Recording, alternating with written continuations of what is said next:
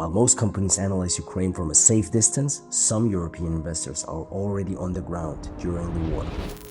In the next 10 minutes, you will see 3 things: how serious investors actually evaluate Ukraine during wartime, what they look for before committing capital, and how one 5-day visit across 3 industrial regions in Ukraine changed their strategic decision. My name is Gazki, and I'm the managing director of Gazki Limited. Since 2012, we've built and managed international trade flows between Ukraine and over 25 countries, helping hundreds of industrial companies reduce risk, unlock cost advantages, and increase profit. Now, first, I will show you how this visit actually started. Then we'll walk you through what investors analyze when they are on the ground, and at the end I will show you 3 filters serious investors use before committing capital. Listen carefully to every step in this video, and afterwards download our free Ukraine strategic investment evaluation model below. It will help you structure your own evaluation process. Let's start with an important point here. This visit was not our initiative. One of our long-term clients introduced us to their supplier, a large European company in the energy sector. For several months, they had been internally evaluating Ukraine as a potential investment destination, not emotionally, not politically, purely strategically. They were considering 2 scenarios: entering the market soon, within the next 10 to 12 months, or positioning themselves immediately after the war. At some point, they reached a simple conclusion: if they wanted real answers, they needed their own executives on the ground, not consultants, not analysts, their own people, their technical director, their quality management director, and their commercial director. Because serious investment decisions are never made through reports. They are made through direct observations. And here's the first insight many companies miss. Ukraine is not evaluated through presentations. It is evaluated through reality, factories, infrastructure, people, and decision makers. Serious investors never arrive blindly. Before coming to Ukraine, this particular company already prepared a draft program, which they presented to us, and then they hired us to organize their entire visit. They identified specific manufacturing companies they wanted to meet, they planned discussions with government-related institutions, and they defined their strategic objective very clearly. The aim was not to visit Ukraine, but to evaluate a realistic market entry structure, a partnership, maybe a joint venture, or a structured cooperation model. We directly fell in love with their extremely structured and critical approach, and it was of great help to us as well, because we could immediately sense their expectations and make appropriate arrangements in order to plan out a productive investment trip. Because investment trips without a clear objective quickly become simply expensive tourism. At that point, our role became very clear: not to sell Ukraine, not to create enthusiasm, but to turn their intention into a structured evaluation process.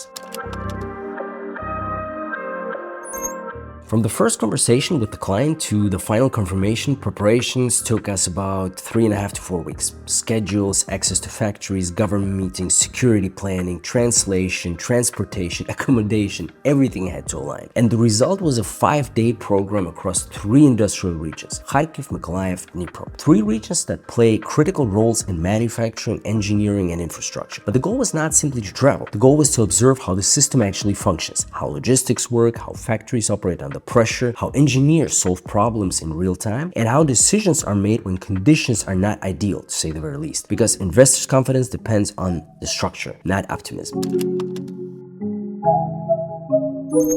During these 5 days, we organized meetings with government representatives, visits to potential partner manufacturers, and direct conversations with real decision makers. No intermediaries, no presentation theater. I'll tell you more. We didn't even stop at formal meetings in offices. No, we looked a little bit deeper into the client's intentions, and we did our best to arrange a couple of informal lunches and dinners with the necessary people from the factories to speak openly about many more details and align expectations that wouldn't have been possible during formal factory visits alone. Most investors arrive expecting chaos, but they discover something else: factories operating, engineering teams solving problems every day, and in my opinion, the most crucial aspect of all, they saw potential local partners extremely motivated to grow internationally. That experience changes perception. Risk stops being abstract. It becomes operational, and operational risks can be managed. Now let me give you some concrete insights from a few of our meetings.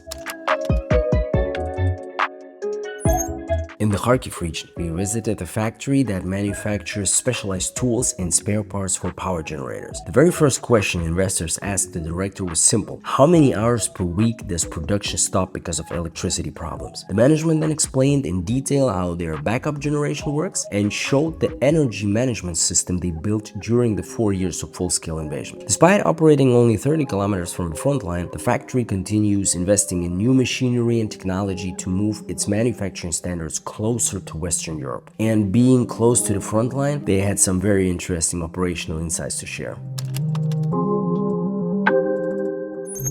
In the Dnipro region, we arranged an exclusive meeting with a representative from the state-owned district heating network operator. The investor specifically wanted to speak not only with private manufacturers, but also with representatives of the state, because serious investment decisions depend not only on factories, right, but also on how public infrastructure and institutions function. This meeting allowed them to understand how energy systems, local authorities, and industrial consumers interact in practice. In the Mykolaiv region, we organized a meeting with a representative of a state-owned corporation involved in regional infrastructure and industrial cooperation. As expected, uncomfortable questions came up immediately. Corruption risk, contract enforcement, payment reliability, difficult topics, but essential for any serious investor. What impressed our clients most was the openness with which these issues were discussed. One example was the Prozor public procurement system, Ukraine's fully transparent digital tender platform where government contracts are published online and suppliers compete through open electronic bidding. Seeing how these mechanisms actually work helped separate myths from operational reality.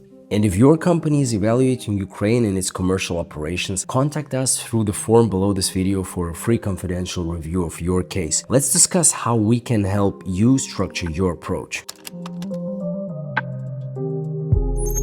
Here's the mistake many companies make. They evaluate a visit based on impressions. Serious investors evaluate it based on decision filters. Now we get to the core of today's video topic. After a visit like this, investors should be able to answer 3 concrete questions. First, structural viability. Can the project realistically operate under current regional conditions? Second, partner reliability. Did we meet real decision makers or only the representatives? This is important. We never rely only on meetings. Thanks to our cooperation with regional chambers of commerce and the European Business Association, we always verify the reputation and the standing of potential partners. Third, scalability. If the project starts small, can it grow into something meaningful? If these answers are clear, the visit was successful. If not, more structuring is required before capital moves. Historically, many industrial investments happen during periods of uncertainty, because uncertainty reduces competition. When markets stabilize, the companies that position themselves early already control their relationships, suppliers, and distribution channels. That is why experienced investors do not wait for perfect conditions. And if an investment visit is organized exactly as I just described and all 3 questions are answered well, this is where the real shift happens. Companies stop asking, is Ukraine possible? They start asking, where exactly shall we start? Now let's briefly summarize what we discussed. In this video, we covered 5 key elements: how serious investors start evaluating Ukraine, why on-the-ground visits are essential, how to structure an effective investment trip, what investors actually observe during such visits, and the 3 filters used before committing capital. Below this video, you can download the framework we developed to help companies structure their evaluation of Ukraine. It will help you approach this market in a more systematic and strategic way. And if your company is evaluating Ukraine and its commercial operations, contact us through the form below this video for a confidential review of your case. Our team will help you develop the right approach, reducing risk while maximizing the financial potential of this opportunity. If you found this information useful, give it a thumbs up and subscribe. Thanks for being with us. See you in the next video.